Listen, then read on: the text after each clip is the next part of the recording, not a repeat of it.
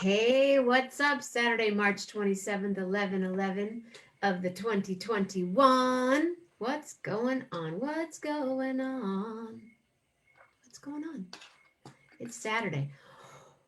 Wow. I had a great day. I had a great Friday. I had a great Saturday. I had a great Saturday night. It's just right. And I'm just trying to find out if I made it on here today. Right now. There he is. Julie Luce. Patty Loman. Oh, man, did I? I did. Okay, just checking. I better go like this, Julie. How's that? Is that better? Is that better, Julie? How are you, ladies? Dancing, dancing, dancing. I see. So I know there are 6 people on here, but I only know 2. So the 4 of you, hello. My name is Jenna Mammina. This is 11:11 with Jenna. I am here every day at 11 a.m. and 11 p.m. 7 days, 7 nights, 14 times a week. Yes, every day, every night. And I'm just going to tell you what's happening.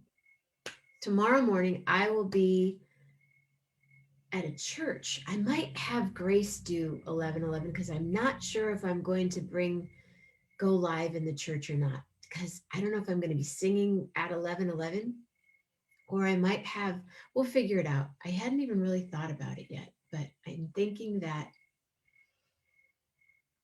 yeah, might not, I may need a co-host for the morning, Julie Luce. So we'll talk about that after, if that's okay with you, because you could do like a really quick show, just a quick show. Tomorrow morning, somebody will be here. Tomorrow night, Phil Grenadier is going to be here during my Musicians Square Table show. Monday morning, we meander, meaning I do this, but a lot more of it. Monday evening, I do a song meditation. Tuesday morning, I make a smoothie or a juice. I think I'll be making juice. Tuesday night, Dr. Andrew Rader, acupuncturist, hypnotherapist, friend of mine who lives in Marin County, was voted the best hypnotherapist in Marin County. And then Wednesday morning, what happens? Let me think. We bake. Patty Loman and I'm in my kitchen, she's in her kitchen, and we bake. And this week we're making lemon bars. Wednesday night, little shift. Usually we're doing this community thing. I tried it out a couple of weeks. I think I'll do it again. I think I might do it once a month. We'll do community laugh in. And Stephanie Morocco, daughter of Rob Morocco and Carol Morocco, Wednesday night. Thursday morning, we kind of chill. Thursday night, conversations with the creatives, and I'll tell you who it is later. Friday morning, Armando Ortega. We talk pie, we talk cake, we talk cookies. We talk about water sometimes. And then Friday night is display and share, as in CHER, all things share, anything that you want to display. It's show and tell, basically. Last night, my friend Paul was on and my friend Ricky, and Ricky had all this cool stuff. And I hope that Ricky comes on every week because he's got that much cool stuff to share.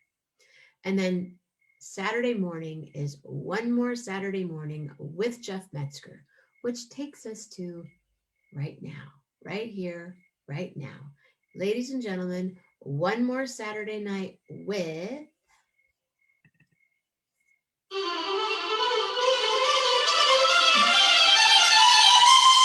Gary Lambert.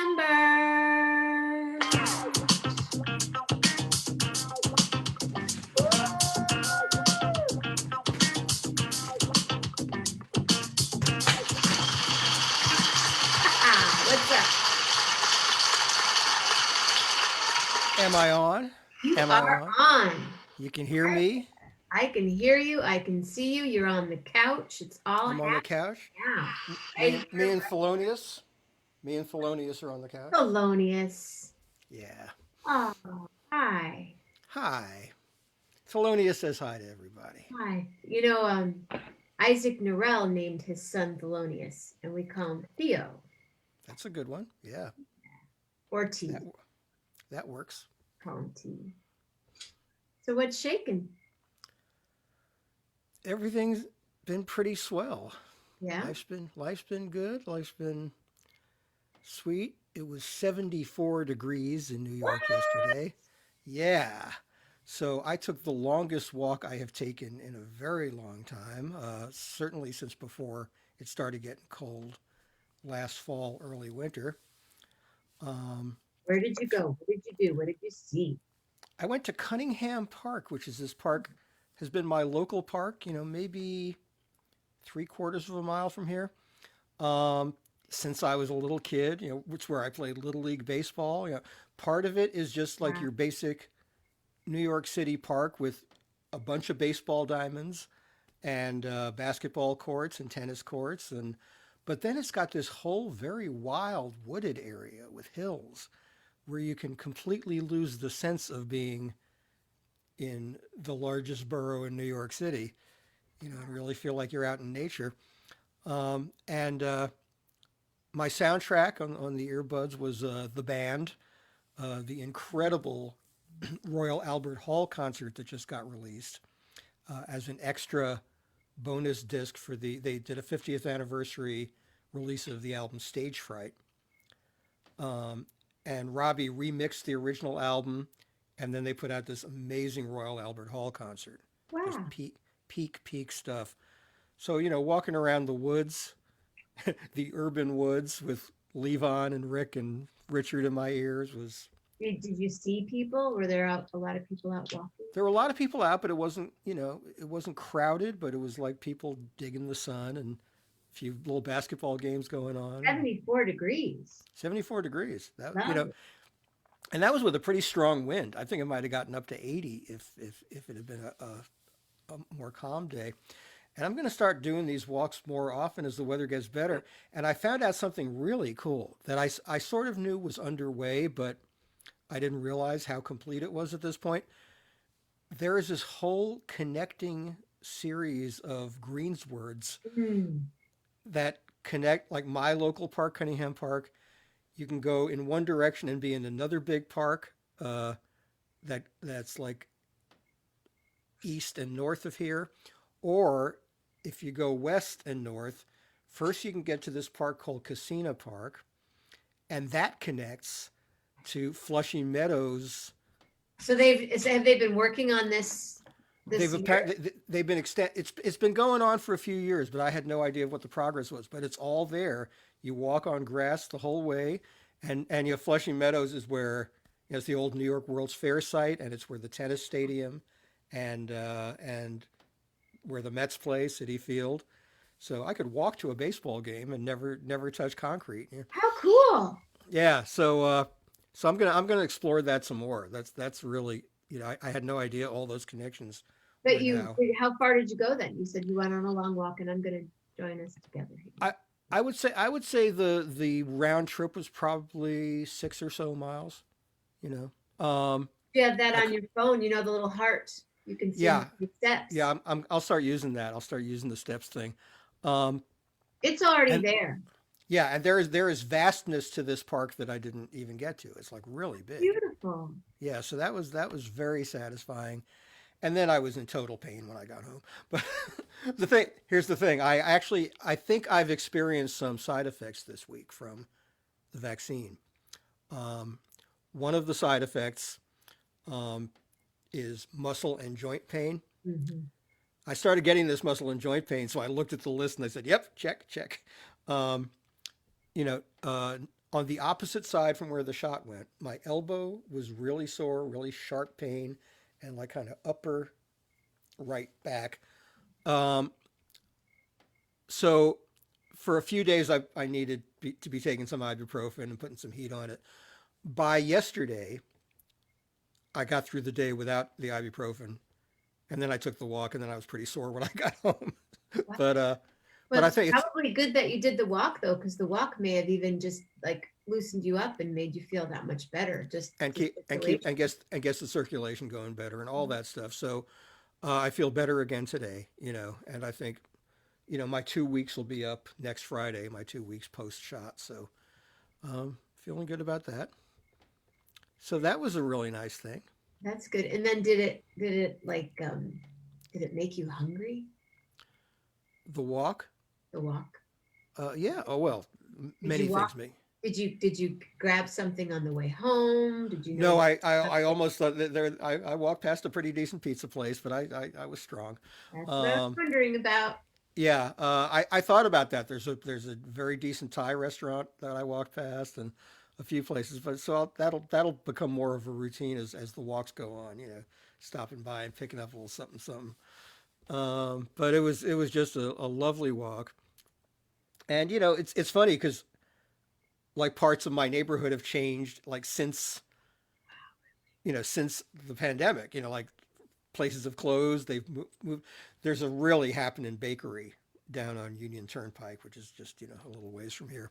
Uh, and I thought, I could really be I could negate the effects of this walk by going to Lulu's Bakery and getting some cookies. Pandemic or has it been around for a while? No, Lulu's has been around for a long time, but it turns out what I found out is that they're moving into a beautiful new space just up the street from where they've been for years. So I guess they're very successful because it's going to have like a seating area. They serve espresso and And you stuff. didn't So like get a little something for the road? I didn't. I didn't. I Wow, decided to you're be. so I'm. disciplined. Oh, I'm so not disciplined. It was. It was a. I It think was I've a. said that to you before. I'm like, Gary, you're so disciplined or organized, and you're like, I am Oh so God, not. no. Such a. It was a temporary spasm of discipline, I would say, that kept me from going into the bakery. No, I'm very undisciplined. I'm a major procrastinator. I have many bad habits, but I can fake it through life anyway. But you're here on 11/11, so you and the consistency, and we are coming up on our year of 11/11 on April 25th. That's right. We will celebrate that. You That know, will be so a there's cool. one thing, one common thing you've done, and you were on the show today too. I love Yeah, that. That was yeah, fun. yeah. Oh no, I do think. Oh, that's right. Yeah, Jeff.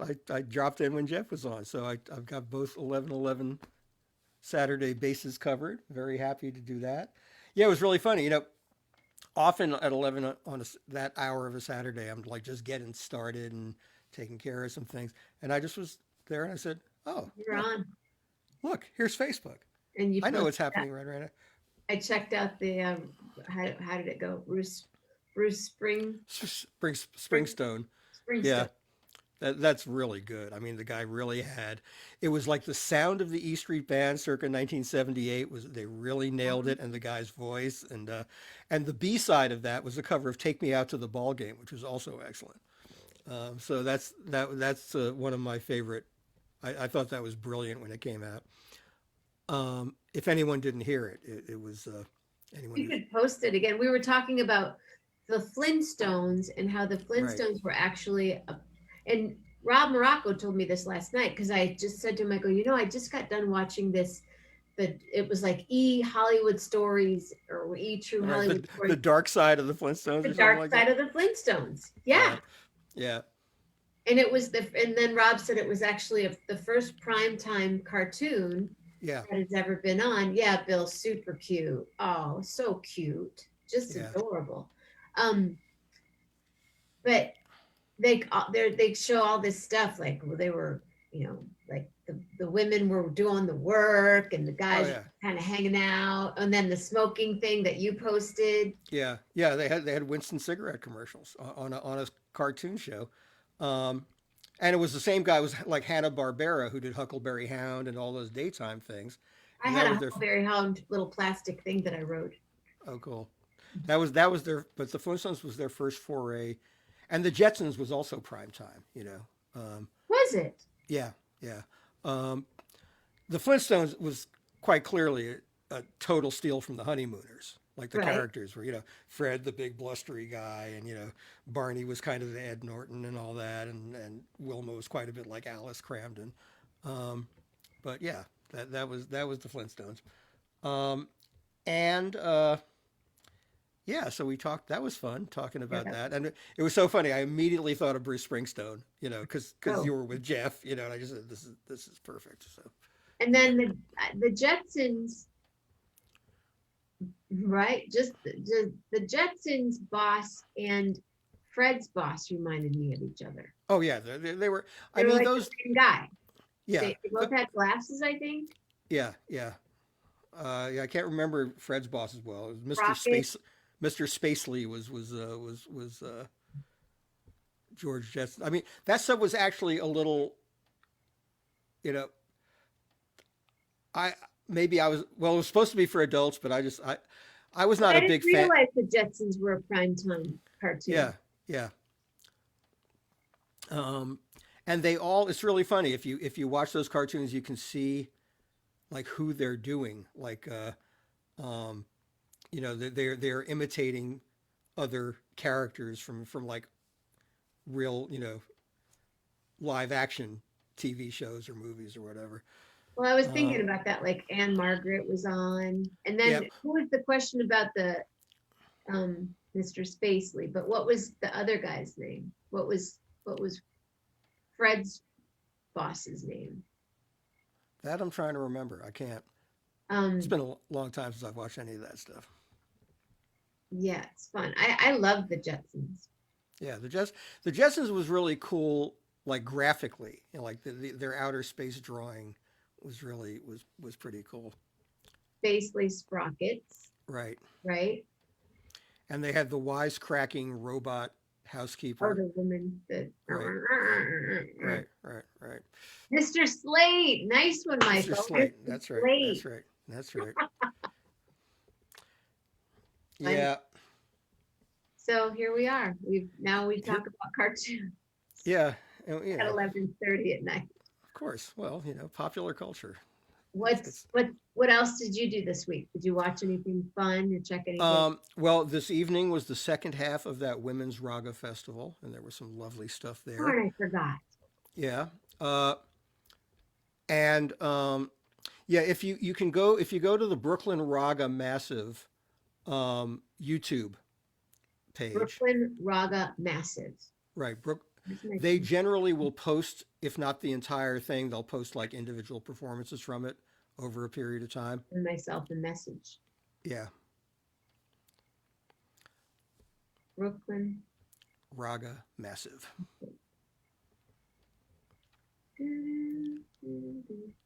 Yeah, they're amazing. They have done so much innovating with the raga form. They're the ones who did the raga performance of Terry Riley's In C a few years ago, which is stunning. And other stuff I did this week. Oh, I watched a bunch of ancient movie musicals, Really? like Dawn of the Sound era kind of movie musicals. Many of them ranging from not particularly good to awful, but they But really kind great of music. There's always but a gem in those. well this is what's interesting. Two of these musicals had songs by Rodgers and Hart, none of which except one became standards. I mean, it was like songs that just like because these movies weren't very successful. Um, some of the most obscure Rodgers and Hart, and there have been albums of obscure Rodgers and Hart songs that have come out, and these songs didn't even make those albums. You know, Wow.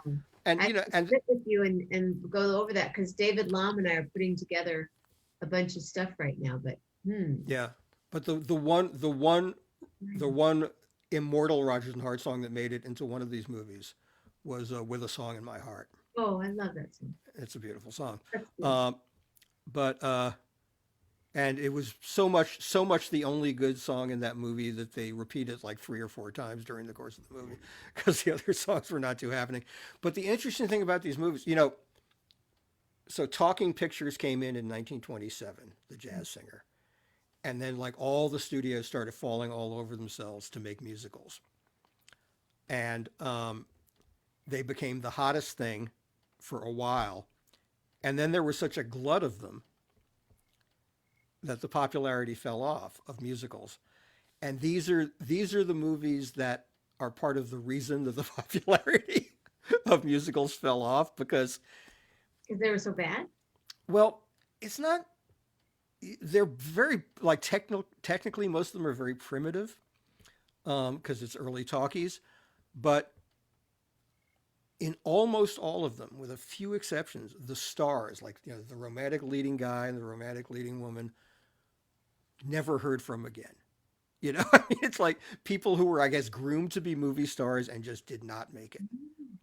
And some of them actually, I looked them up in the Internet Movie Database, and they went on to careers doing other things, acting, but they were obviously being groomed to be okay. You will be the next, Dick Powell and Ruby Keeler. No, that didn't happen. But then one interesting thing that happened. I mean, this after the stock market crash, like movies became incredible. They were the cheapest form of entertainment available. Well, radio was free, but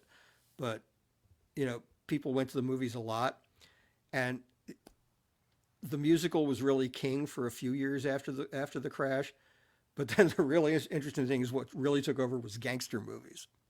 Oh, yeah, makes People, sense. yeah, because it was like this kind of anti-authoritarian. Everyone was pissed off, so sure, let's go see guys hold up banks. And they pay the consequences at the end in those movies, but it's obviously like the gangsters are the most charismatic. Fun You to know, watch. yeah, I mean Cagney and Edward G. Robinson and the younger Bogart. I mean, who wouldn't want to watch that stuff? So the musicals started fading, but an interesting thing, like then the great Warner Brothers musicals actually spurred a comeback, and that was the 42nd Street, Gold Diggers, the Busby Berkeley musicals. That's With those in Bill just said. Early musicals directed by Busby Berkeley are the bomb shit. yeah. Well, one of these musicals, which actually did have some known people in it, had Pat O'Brien and Burt Lahr and a few other well-known people, um, was a very early Busby Berkeley. Before Busby Berkeley's really great stuff was at Warner Brothers, and this one was at MGM.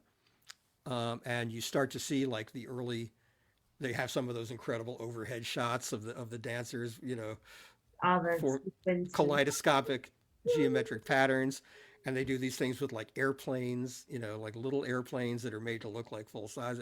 It's fascinating because it's like sort of the formative phase of his development as a genius, and then a couple of years later he had it so nailed. So that was really fun. I mean, watching these weird old musicals, most of which I'd never heard of. And there's one I haven't watched yet, which has like a really kind of suggestive. It's called Children of Pleasure, and the plot line is uh, like a rising Jewish songwriter, working in one of these classic old like Tin Pan Alley song plugger offices, um, and he falls for a Gentile society woman of course.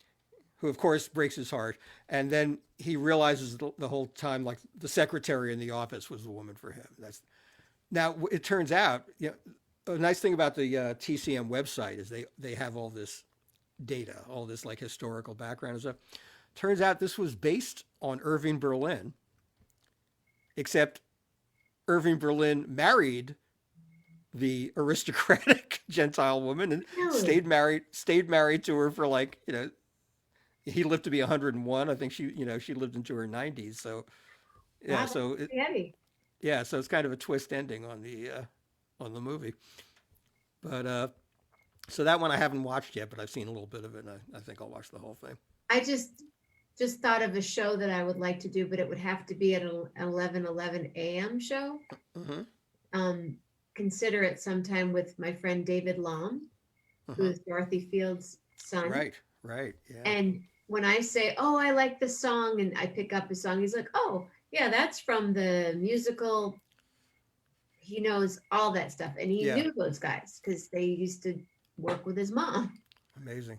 Yeah, I mean, I'm Yeah, pretty Roger well, such and such and such and such, yeah, and he knows these really obscure tunes that I'm learning right now, which is yeah, exciting. I'm pretty well grounded in that stuff. But But the someone who, conversation yeah, between That would be fun. And I'll sit I'd, here and write everything down. I'd love to talk to David about that. Okay. I'd be fascinated. That would be great. Yeah, that was another incredible advantage of growing up in this town. Is, I went to my first Broadway show when I was 5 or 6. And that was, do you remember which one? And have you told us which one? My first Broadway show was Lil Abner, based on the comic strip.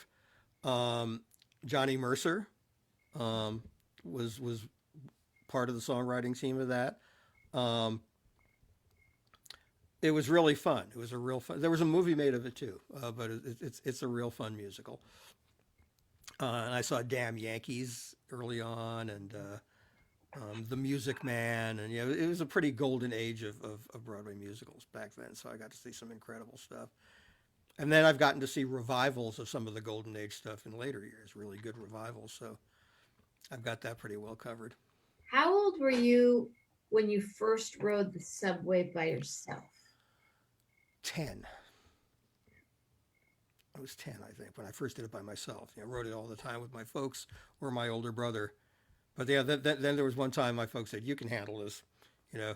And you And were and we arranged for me to go into the city on the subway. And my brother met me in Manhattan, and then we went. We may have gone to a show, or we may have gone out to eat or something. But yeah, that's pretty. I don't think 10-year-old kids would be allowed to do that I very don't much now. think so, but I remember I was the first time on the subway by myself. I was 23, and I would see these young kids, and I was so envious that they knew which stop to get on and which one to Right. get off and how to jump over and do the express and do. Uh-huh. I mean, that takes it. It still takes me. I get there.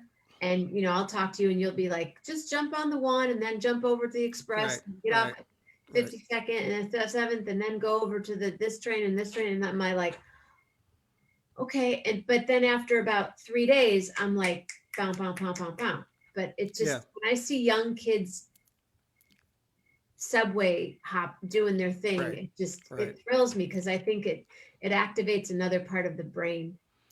Yeah, that- and I think growing up in New York made me ready for other places. oh, for Really, sure. my first time in San Francisco, I sort of felt like I knew my way around really quickly. Yeah. Because it's It's so much it's a smaller. And confidence that you don't gain anywhere else. And when yeah, if you yeah, spend time in New York at any age, yeah, once you're walking, you're doing, but to be raised in that environment is just. yeah, Plus, you know, look, you pl- had the woods right near you, right? You could walk to the park that you were in today. yeah, yeah, and I've kind of taken that park for granted because it's always been there. Since I was like 4 years old. But it was really nice to. There's a real nice rediscovery. And saying, boy, there are parts of this park I haven't been in decades. The more far flung parts of the park, and there's more of it. There was much more I left unexplored the other day, so I'll be doing more of that. Yeah, it's fun. When I'm here, same in the Chicago back in the day. Sure, totally being in Chicago. And I used to walk on Michigan Avenue when I was 8 or 9. We'd stay at Yeah, the Drake Hotel and walk right. over to different things. And even this today, I was walking with a friend, Michael Peltz, and I Yeah. were FaceTiming today, Hmm. and we were walking back from my recording session that I did today with Carl Hess and Tim Spitali was there and Gary Callender. We actually we recorded after the gold rush, a beautiful, Oh, how fun cool! Oh, beautiful. day in the studio that just made my brain like wah wah wah wah wah wah. Um, Hmm. which is good. And then I was walking home and I would show him something. He's like, wow, the town you grew up in is really beautiful. I said, well, I didn't really grow up here. I grew up way out in the middle of nowhere, which now when I go out there, I loved it then. And I used to that's the other thing. I would walk in the woods by myself. Like 10 years old, I would go in these ravines and walk and do stuff for hours. And then I would see Nino out there because he would be hunting or hiking or smoking, or I'd see Lisa, but I was by myself. And yeah, you don't see kids aren't walking around in the woods by themselves Right, anymore either. right. Like Not they're so not on much. the subway by themselves anymore. Yeah, I yeah. don't know if you can you get on the subway? I guess I mean, there's not an age limit of being on the Oh subway no, by no. yourself, but There isn't. I mean, people might get freaked out if they see a kid that young, by Yeah. themselves at this point, and worry about them and say, "Are you lost? Yeah. Did your mom get off the train and you stay on, or something like Oh, that?" But I've you done know, that. yeah, yeah, yeah, yeah. But yeah, I mean, a lot of kids, that is their major mode of transportation to get to school or whatever. So Yeah, that no buses, no yellow school buses. It's the subway no, and then maybe the there still are yellow school buses, but yeah, but I mean not like so not so much, not not as like how I prevalent. grew up with I Tom was my school bus driver and Mary Judas's mom was my other school bus driver. Right, That kind right, yeah. of thing. When I watched the movie The Warriors in New York, it frightened me. Rod Morocco. New York wasn't exactly like that, but in the '70s there were moments. It was pretty dystopic, I guess is the right word. Mhm. Um, yeah, that's I was in California during that, and just like, but just seeing all the reports of just how dire it was, and the city going broke and all that. But here we still are. Yes, for sure. So did you not to sound I'm not meaning to be negative, but as you were walking today, you did see some places that have closed, some Well, things that newer actually, I saw a couple of new places, and like I said, that bakery is like bakery. moving in more deluxe and larger quarters, so that's a very positive sign. I saw kind of a new place that looked like they were just getting their sidewalk cafe kind of thing into shape, um, for when people can eat outdoors again now that the weather's getting better. So yeah, there was nothing that shocked me like, oh my God, this place closed. Okay, good. But that happens obviously, and it has happened a lot. Um, And is I'm it gonna. in where you are and in Manhattan, is it up to 50% now I think there are indoor? 25. Is it I think there are 25? 25. I Is it think I think for 50? restaurants, yeah, It's 25. Okay. I think so. I can't. They've moved it up and then they pulled it back, and they're still waiting for all the data to come in, but it's definitely getting better. Um, and yeah, some people are starting to schedule shows. Bill Frisell played outside today, but I couldn't go. Where? He on Tony Scher's front porch Oh, uh, cool. in Brooklyn, Carroll Oh, Gardens, I cool. think it is. Yeah, they've done that. They've done that a couple of times. Or Ditmas Park, I think, is the neighborhood. And yeah, they've done that 2 or 3 times. And Bill actually texted me and tipped me off to it, Very nice. which was Oh, very very sweet. And I said, I don't think I can make it, but thank you so much. It means a lot to me. So yeah, Bill and I are in touch a lot. He's 9 days younger than me. He had his 70th birthday on the 18th, so we were in touch during that period, and yeah, can't wait to see him again. Just one of the so ultimate are sweethearts. you thinking of inching yourself closer to jumping on the subway to go to the city? It could happen. I'm in touch with this friend of mine who's going to be out of her 2-week quarantine a few days after me, and we're starting to think about the tentative plan making part of the process. I think I mentioned the other day that I'm thinking I might drive the car to Long Island City and then walk over the Queensboro Bridge, which would be kind of a That would be blast. really great, I think. So yeah, I'm gonna think about the options.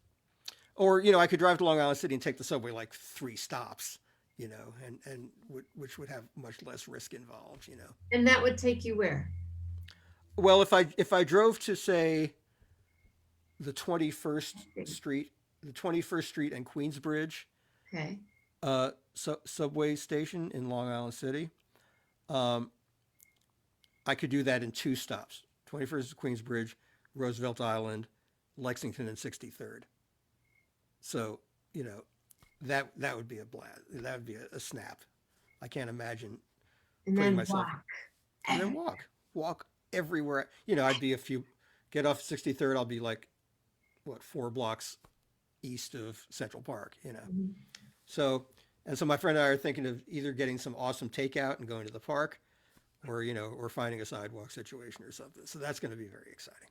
That's exciting. Yeah. I'll be Um, done. My 2 weeks will be on Thursday. Excellent. Yeah. So the day before me. Wonderful. Yay. I'll Red tell Farm them is getting closer and closer. it is. I'll go by there and say, hold us a table. We'll be there soon. Really? And yeah. Oh, I want to talk about my cultural peak of the week, my Oh, my my most inspirational consumption of art. Last night I posted about it on my page. The American Masters film on Twyla Tharp, who has been someone I've been in awe of for 50 years now, or something like that. yeah, First became aware of her yeah. work in the very early 70s, and she's been blowing my mind ever since. And this American Masters film, in an hour and a half, they so beautifully captured her essence and really gave an amazing overview of just how relentlessly creative and innovative and self renewing and self reinventing she's been through this whole period. It's like she has never stopped making art. I think she's 80 or is about to turn 80. Um, and the great thing about the film is it alternates between a timeline of her career. They'll go back to 1963 when she first arrived in New York, and took terrible jobs while she was trying to like find artistic collaborators and connections. Um, but they kept alternating with contemporary stuff shot over several months last year where she was trying to make a new dance via Zoom with Oh, with I want to see it anyway, but that's just in its own right there. yeah with dancers in like multiple time zones and even multiple continents. And of course, she's also dealing with the technological thing of latency, Right. time lag. So no, Zoom. Period. they can't be in perfect sync. And I guess she's going to keep working on. They didn't show a finished product, but I think she's going to keep working on this thing with like learning things to do with as far as editing is concerned and all that to make it look more unified. But it was fantastic just to watch the process. Um, and she had amazing dancers, of course, because she always does. Um, so it's a fantastic film, and you just realize there was no boundary that she would accept. Like when she Mm. got her first commission to do something for a major ballet company, the Joffrey Ballet. She goes to Robert Joffrey and says, "Okay, I think I want to make a ballet um, with music by the Beach Boys." And he goes, "Oh," and and for scenery, I want to hire these spray can taggers, real ones, guys who have been like living outside the law and like spraying subway trains and stuff, and I want them to like spray the back screen of the set every night with a new piece of art. And Robert Joffrey said, "Oh," and then he said, "Okay." And there's this whole thing where she experienced tremendous sexism from the traditional male dance ballet dancers in the job. What she said was, "I've got to bring my own dancers in because they know my work, and they will work with your dancers, who are the much more traditional ballet dancers, and we'll find this common language."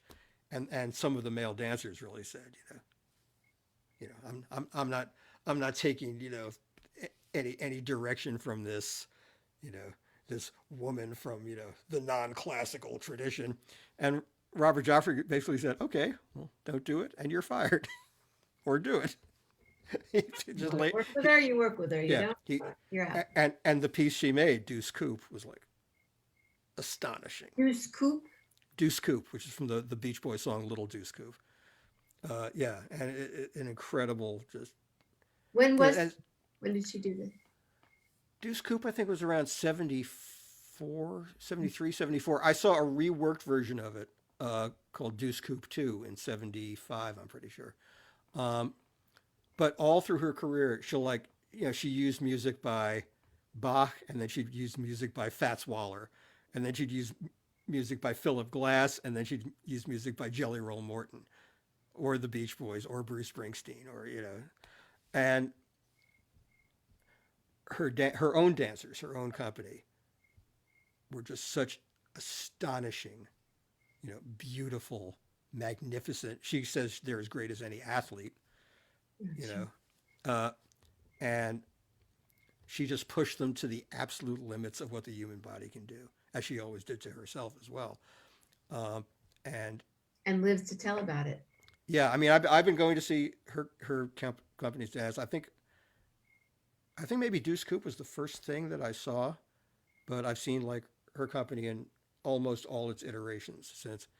A couple of years ago, they danced to a piece by Henry Butler, Stephen Bernstein, and the Hot Nine, which was like so thrilling to me. That was like, just my heart could barely take to I see listened to that. that record, I think yesterday. I had it on. Yeah. So yeah, the film is just so beautifully made and so so now I'm in a total Twyla kick. I'm like, I've got these two books of hers, the Creative Habit Oh, yeah. and the Collaborative Habit, and they're really cool. I've had them for some years. I've got to revisit them because they're just these very simply laid out, just ways to work and ways to think about art and ways to Like work about top wood, carry water. yeah And ways ooh, yeah from yeah there. Yeah. yeah. So it's yeah. So that was really thrilling and inspiring, and I watched that last night, and I've been kind of exhilarated ever since. Just And it's on public television or it's on it's the. yeah, it's PBS, American Masters, which is like the longest running arts documentary series, and it's always been great. It's been on for like 35 seasons, and I've seen But so you many can great things. probably look it up online as well. Yes. Yeah, well, I'm not sure if you have to be a PBS subscriber to watch it online. I don't remember for sure, but I think they may have some stuff that's available to the public for a while, and then it goes under lockdown unless you're a member. But I think check it out now. Go to pbs.org. Yeah, it's just it's the kind of stuff that keeps me going. What can I say? Hey, I have a couple questions for you. Okay. So, what did you have for lunch today? Well, it was more dinner. I had kind of a Dinner? late brunchy kind of late breakfast, like eggs and tortillas and stuff like that. Was earlier in the day, and then I just got into this conceptual art culinary experiment for dinner, where I made. I didn't try to replicate it, but I tried to evoke the double with cheese animal style from In and Out Burger. Whoa. Um, and it was not, there are these obsessive, like, food science people who actually try to hack recipes. There's a great website called the Food Lab where they actually have a recipe for the In and Out Burger double animal style. Animals, the whole code thing with In and Out Burger, where if you say animal style, it means a certain way of preparing it. Then there's I protein. hang out with The, someone that knew all the lingo. Mhm. right, you But can I get don't it. know it. You can get the burger wrapped in a lettuce leaf instead of a bun if you're on low carb.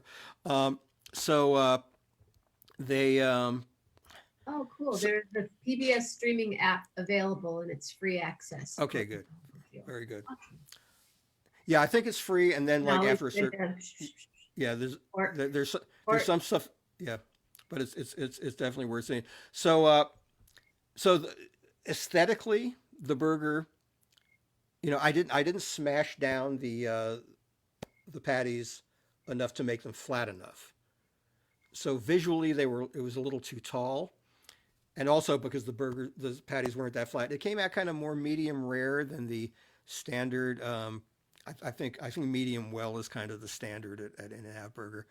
But I had the sauce. I use like the sauce is basically Russian dressing, so I just use some basic Russian dressing, and then um, lettuce on the bottom bun, tomato on that, and the first patty with cheese, and the second, and onions, grilled onions, and then the top bun also has the Russian dressing like stuff on it, and it kind of stacked up like a little taller, a little more sloppy than your classic, but it tasted really good good. for you, Gary Lambert. It tasted really good.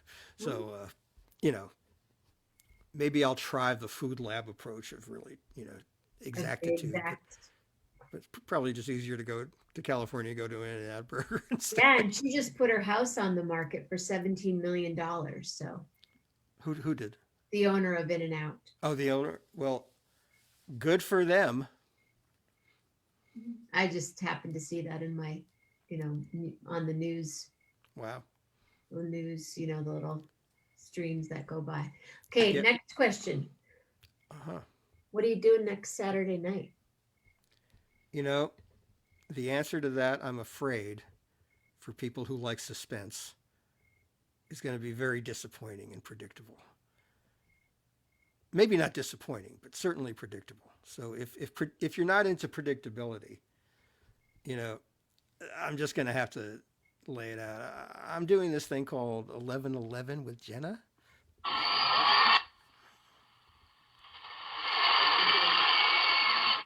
Cool, cool. Because what else would I want to do? I don't know because after Friday you'll be 2 weeks out, so you're free to go do what you do. Yeah, but I'm an I'm old honored person. that I'm an old person. By 11:11, I'm ready to sit down somewhere. So that's true, and it's a good place to sit on that couch. it's the couch, and I could try doing a mobile 11:11 from somewhere out in the field too with my phone. I'm down, totally Well, down for that. yeah, Yes, yes, yes. Tomorrow night on Musician Square Table, Phil yes. Grenadier is going to be here. Oh, excellent. Um, Is he related to Larry Grenadier? Brothers. Oh, wonderful. Yeah, yeah, I've seen Larry Grenadier play many times, I don't think I've ever seen Phil play, yeah. but Larry is like great, great Phil's in bassist. Boston. Do you know Bill Winokur? Do you know Phil Grenadier? Do you know the brothers? I'm gonna save it till tomorrow night with the first time I saw them, but um, and now this very second I can't remember the name of the club. Jazz Club, San Francisco, on like this side of when you get off the freeway, off the bridge. What was it called? It was a small club This side of the freeway when you get off the bridge. on the south side of the freeway, and it was destroyed in the earthquake. Huh. A jazz club that was destroyed in the earthquake. Bill Winokur, or they closed soon after Oh, because of the it it wasn't wouldn't. destroyed. Not the Presida Park Cafe. No. No, that was a great place. Well, come say hello tomorrow night, Bill. He'll be here. The Couch of Wisdom, William Lindemann. Just it is a pretty. Aw, it's a pretty wise Has a couch. lot Yeah. of history that couch, and that Yeah. your mom made it or she chose the fabric. No, my mom used to haunt like cheap fabric stores and cheap, like Cheap but strong fabric. oh, this, yeah, and yeah, very resilient.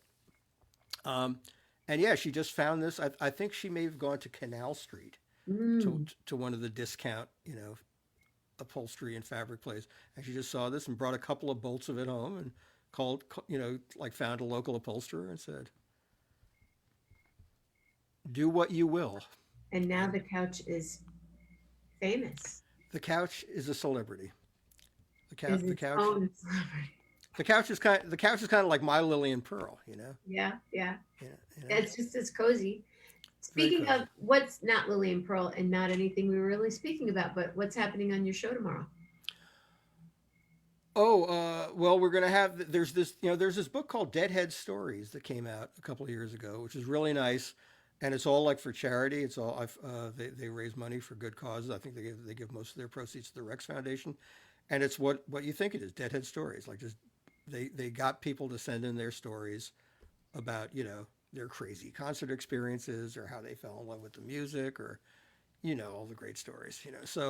And some of them are hilarious and some of them are very touching. And so there's a second volume coming out. And so we are going to have one of the contributors call in and tell his story. And we might do that as kind of a semi-regular feature after the book comes out. Just to, Oh, how fun. yeah. The other thing we're going to be doing, on a sadder note, an amazing guy by the name of Brian Rohan passed away this past week. Not a name widely known, but a significant figure in Bay Area musical and countercultural history because he was the lawyer that helped a bunch of the early San Francisco bands, including the Grateful Dead, negotiate their record deals. Wow. and kept them from getting too badly ripped off, although someone always did at Was some he in point. the city or in the East Bay? He was in the city. Well, another major thing he did was he and his partner Michael Stepanian opened something called the Haight Ashbury Legal Organization, which operated out of the basement of the Dead's house on Ashbury, and it was a totally free service to like hippies who were busted for vagrancy or more often for you know simple possession, Right. pot. And San Francisco really reacted to the hippies, just overreacted horribly. So they were setting absurd amounts of bail for these kids for one joint, where like felons were getting out for cheaper. They thought that was going to stop the influx. They were going to scare the hippies away, and they didn't. But so Brian and Michael started this organization and gave totally pro bono services. Wow. Uh, and they held benefits to bankroll themselves. All the bands got together and did a benefit for them at Winterland, and it got the organization up and running. So Brian's also the guy who bailed out the Dead when they had their famous bust and defended them. So he was an extremely colorful character and a hilarious storyteller and full of blarney. And we're going to pay a little tribute to him on the show. We have a little clip of an interview that David Gans did with him that we're going to play. So I'm looking forward to that. He lived, I think he was like 88, lived a good long life. So and he and Bill Graham were partners in a record company for all. Bill Graham, David Rubinson, and Rohan were the three principals in Fillmore Records and San Francisco Records, which didn't last all that long, but signed some of the local acts and put out records on them. And yeah, there's a lot of good, colorful Brian Rohan stories. So Cool. we'll miss him, but a good life. When you said that about the legal thing, I'll never forget. I think maybe my second or third time going to Alpine Valley, I was with a friend, and there were three cars. We were convoying from Michigan to Wisconsin, and he passed a car. This is like 15 minutes before you get into Alpine. So we've been Sure. driving for 3 hours, Right. and he passed a car, and cops pulled up right behind us, and he had passed a car on a double yellow line, Oh man. and the cop just said, "Follow me," and he had us follow him. And we were going to a Dead show, so there was stuff in the car, and Sure. Sure. but we drive over to this makeshift outdoor courtroom Oh thing, yeah. Yeah. That was common. and they just said they go $600, Yeah. or you can't leave. And we're Right. like, And they $600? Yeah, you've crossed the double yellow line. There's two of you in the car. That'll be $600. hmm, Luckily, my friend happened to have money in his pocket, and he went, "There's $600." But there were kids next to us that got pulled over. Like 6 or 7 people in a van, and 3 beers open, and they weren't going yeah. to see the show that night. That Right. was No, there were a few venues that were notorious for really terrible. We were still in high school. yeah, Alpine was terrible. Um, Deer Caps, Creek, the Cap Center in Maryland, suburban DC was pre-Deer Creek, before everything bad happened. yeah, But yeah, yeah, yeah. There were certain areas where you just did not want to be, pulled over. So that was yeah, well $600 anyway, right then, and he's like, "Okay," and I'm looking at him like, "You have $600 in your pocket?" well, good Wow, for dude. him. Yeah. Yeah, Well, anyway, we got to go to the show. that's good. No, that's very lucky. And yeah, it could have been the other way. I mean, like your average hippie wouldn't have been able to come up with that. No, no, but he wasn't a hippie. I was the hippie. Yes. Yeah. Oh, and legal weed in New York. Oh, did that happen? It looks like the deal is about to be signed. The state legislature came Now up. it gets cheaper, even cheaper. Yeah, and yeah, it's surprisingly liberal. People can grow up to 6 plants at home. Um, 6 per it's person. yeah, well, 6 per household probably. Oh, okay. You know, um, And yeah, I was really surprised that it was. I thought New York might do the baby steps, decriminalization, you know, reclassification, but they just came right out, and it looks like it. I don't know the exact date of when it goes into effect, but it's coming up pretty soon. So I'm not a big weed user, but I'm really happy about it. Yeah, it doesn't, it shouldn't be, yeah. I mean, And I'm, and it was especially it actually I think it's probably in some ways an after effect of all that happened last year, Black Lives Matter, because it was demonstrated how disproportionately people of color get punished for possession. So I think that helped push things along. So that's what was said in a lot of the analysis a few days ago, that it might not have happened as quickly if it had not been for.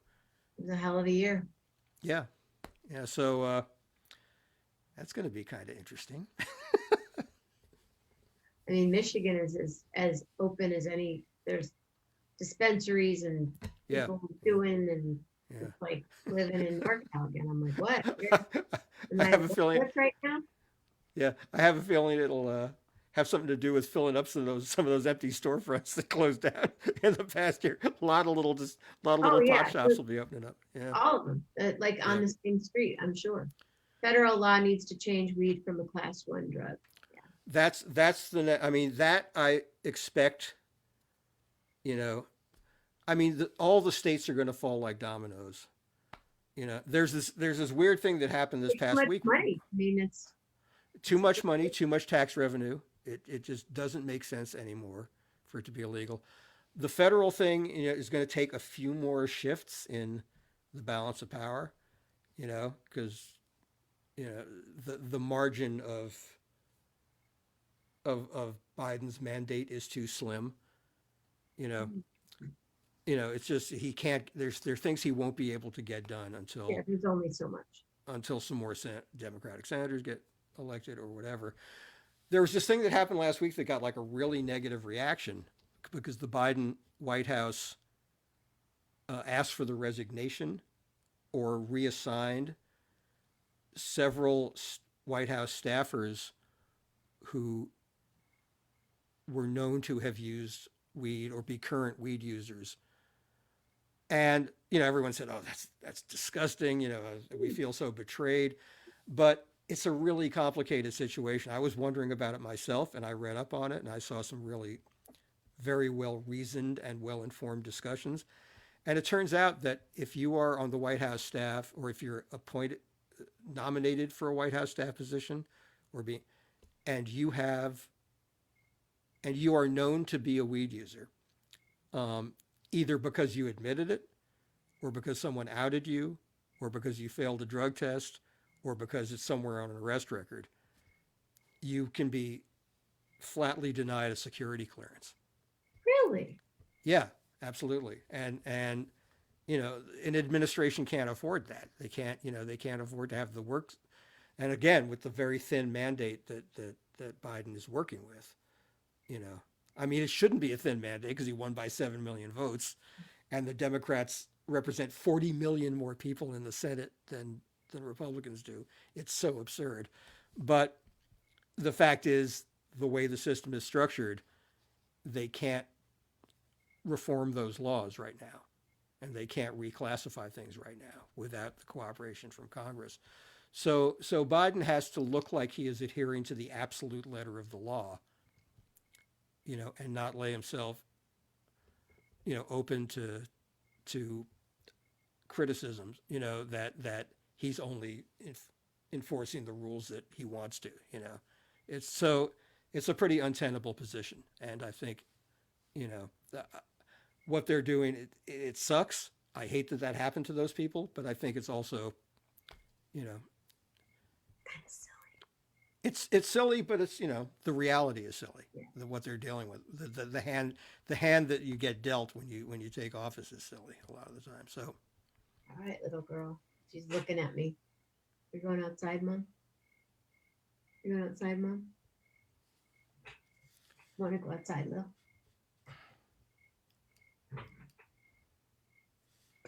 Lily and Pearl.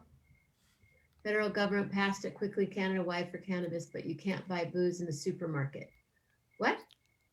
Must Actually, be separate that's true in that's true in a lot of states states. here Some too. states are like that. Yeah, you can't buy liquor in grocery stores here. Just beer, yes, but not spirits. Have to be a separate liquor store. In New York? Yeah. hmm Oh, Beer, beer, yes, but and where is it? Where is it up? Is it Massachusetts or where is it where you can go? Where you can go drive and get bunches of liquor on the East Coast. well, yeah, they call them package stores. Yeah, Yeah, what is that?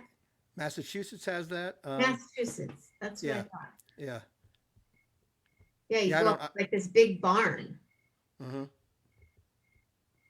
or you can be in New Orleans and you can walk out of a bar with your Yeah. to-go cup. Mm-hmm. Oh, right. I mean, New Orleans and Vegas are just absurd that way. Is Vegas like that? You walk outside to the, you can go from casino to casino with your cocktail? Absolutely. Like get into the cab with your cocktail? It's been known to happen. I've never heard of anything like that in my life. And especially in a righteous and upright place like Las Vegas. Or I've never seen anything like that happen in New Orleans either. Mm-hmm. I guess it's time to go walk Lily and Pearl. What an honor. What a Hey, pleasure. thank you for being a part of the celebration on Tuesday, that the That one was year fun. party. I The still party have was good. my I still have my Oh yeah. it, it's like a you can smoke cigars in an elevator in Vegas, not on the elevator I'm on. Right. I'll get off That's that the. one. Yeah. No. I mean, there's nothing. Nothing in Vegas is. You know. That's gross. That's yeah. Yeah, I know, Patty. Thank you. And I saw the video, except the video is really tiny. I need to get the video again because it's like this big of when I got flowers in this big balloon. So yeah, I'm gonna go walk Lillian, and then I have to get up to go to church in the morning. All But right. Oh yes. Happy Passover, by the way. Passover. Which I clearly did not observe the Seder plate with my double with cheese, animal style. We'll talk about that. I wasn't gonna Well, bring it up. well, you know, I am one of the world's worst Jews in terms of in terms of religious observation, but my family has had a Seder for years, and I would have been at one tonight, um, had it not been for the thing. Um, my family has one of the world's great Seders because it's hilarious and it's short. Oh, good. We get we hit all the essential points, and then we eat mass amounts. But I come from like it's like this very comedy inclined branch of my family. She had like a couple of world class comedy writers in it. So the Seder, you know, That's you get to fun. all the basic stuff. Because I mean, Passover is kind of like it's just like liberation theology in a nutshell. Getting away from the Pharaoh. Let my people go. Go down Moses. Pharaoh's army got drowned. That's about as basic as it gets. So that's a holiday I can totally relate to, and we treat it as such. But we also it's done with great humor and joy and then consuming mass quantities. So you can't Yeah. beat that. And that's been a tradition. I mean, it started at my aunt and uncle's place where my cousin grew up in Queens. And then when he got his place on Central Park West, it has been there for like 45 years or something like that. And, I've been to as many of them as I can in New York. Um, you know, except for even years I was living in the Bay Area, I would come back east for the Seder, because it's just the best, one of my favorite family gatherings of all. So we'll do it again next year. It's fun. Next year, everything will be That's happening. that's why I say, the saying at Passover is next year in Jerusalem. So that's why I Right, said, right, right, next to Jerusalem. It's sort yeah, of like how we used to talk about warriors. So I'll go to the parade next year. right. Well, so this year, like next year on Central Park West, will do fine. Next year. Did Gary answer Jeff's question about the worst plague? Oh, the plagues. You mean the big plagues on Passover? What was it? Blood, boils. Boils can't be very pleasant. Frogs. I never realized. I never thought frogs were frogs. I kind of dig frogs.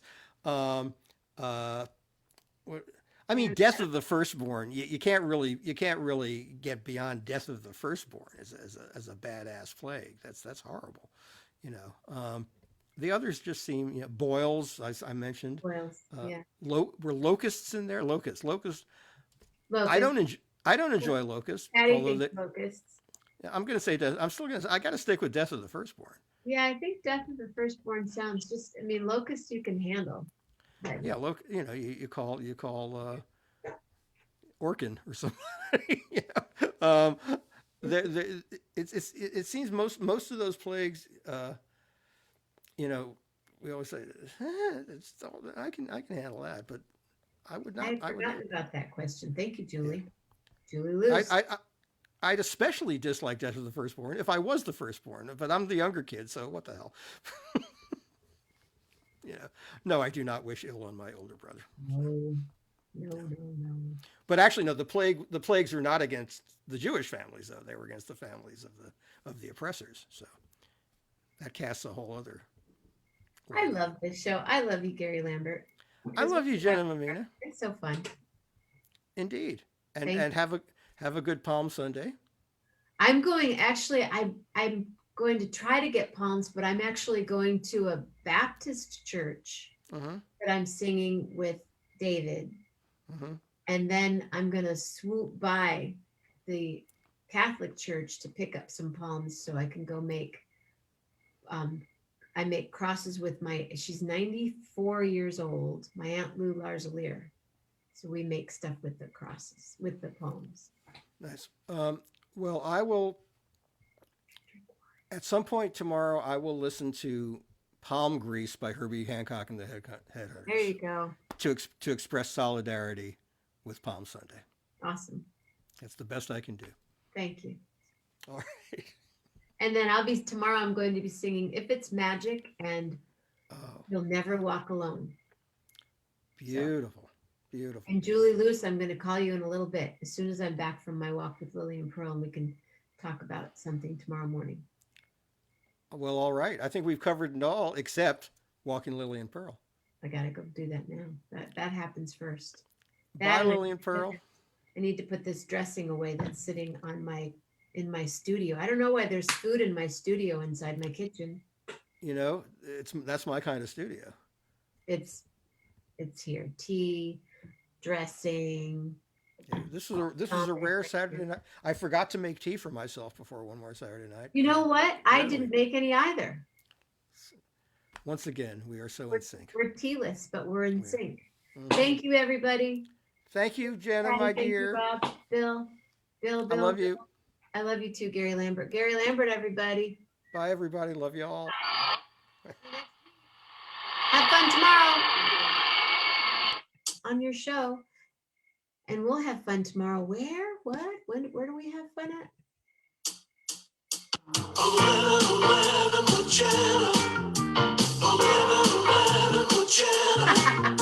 Yeah, wows. Lots of wows. Facebook loves, the algorithm loves wows. Anytime you're on the show, wow. Lots of wows. Share the show. Tell your friends about it.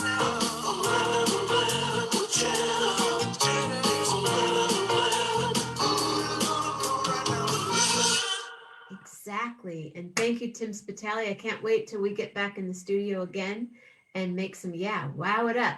Wow it up. Anytime you're on the show, please wow it up. Wow, wow, wow, wow.